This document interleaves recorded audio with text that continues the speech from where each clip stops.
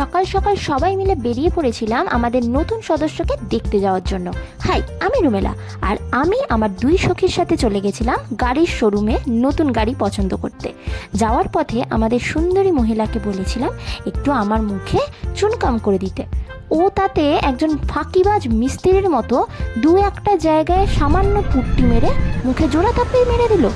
যাই হোক, দেন পড়লাম এই অক্ষয় অমর সেই জ্যামে। বলুন তো এটা কোথাকার সেই জ্যাম? চিনতে পারছেন জায়গাটা? যদি চিনতে পারেন অবশ্যই কমেন্ট করে জানান।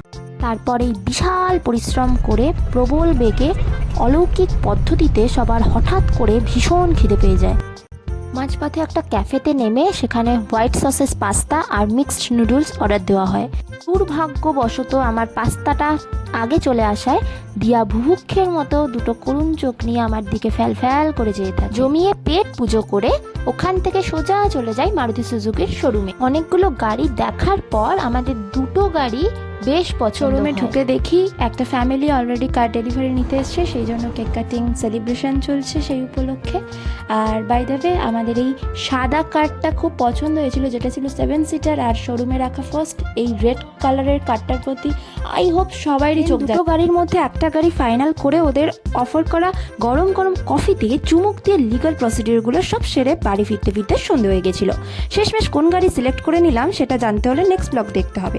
আজকের মতো টাটা, সবাই ভালো থেকো।